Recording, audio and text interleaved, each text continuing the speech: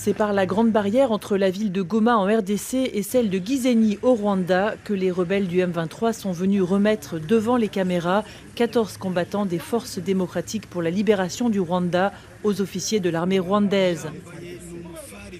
À leur tête, le général de brigade Ezekiel Gakwerere, que les rebelles affirment avoir capturé pendant les affrontements contre les FARDC dans la province du Nord Kivu. Je suis au Congo depuis le début de cette guerre. J'ai été capturé il y a quelques jours par la force du M23. Le haut gradé des FDLR a été présenté avec une dizaine de ses soldats, tous portant des tenues de l'armée congolaise. Celle-ci a réagi dans un communiqué pour dénoncer un matraquage médiatique mis en scène par l'AFC M23 dans le but de discréditer les FARDC. L'armée congolaise affirme notamment que le général de brigade Gakwerere travaille depuis longtemps au service du président rwandais Paul Kagame. Interrogé par la DW, la porte-parole du gouvernement rwandais approuve sans gêne l'opération des rebelles que le Rwanda est accusé de soutenir.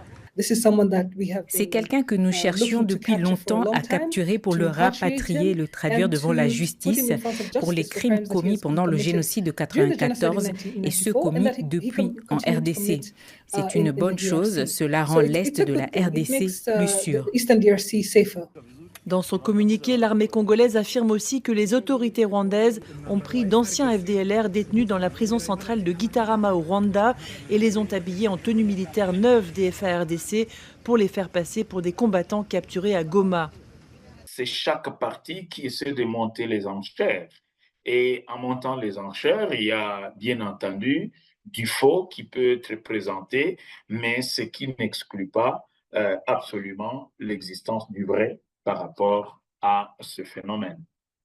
La présence active des FDLR dans des zones frontalières du Rwanda est une des raisons avancées par Kigali pour légitimer l'action du M23. Nous préférerions collaborer avec le gouvernement congolais, mais le gouvernement de la RDC est responsable de maintenir les FDLR depuis toutes ces années. S'ils étaient vraiment intéressés par la justice, par la sécurité et la paix dans la région, ils auraient neutralisé ce groupe il y a longtemps. Nous l'avons demandé à maintes reprises.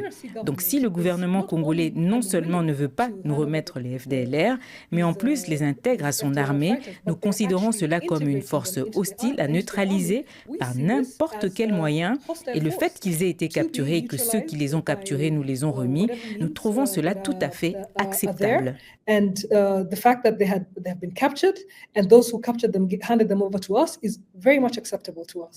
La présence des FDLR sur le sol congolais a toujours fait l'objet de crispations entre le Rwanda et la RDC.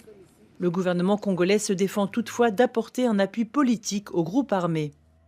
C'est une force qui est là, mais entre-temps, on dirait qu'il n'y a pas une réelle volonté collective à y mettre fin. L'armée rwandaise a qualifié de geste héroïque la capture des prétendants combattants FDLR par le M23, tandis que l'armée congolaise accuse les forces rwandaises d'avoir exécuté sommairement des militaires malades et des blessés de guerre au camp Katindo de Goma.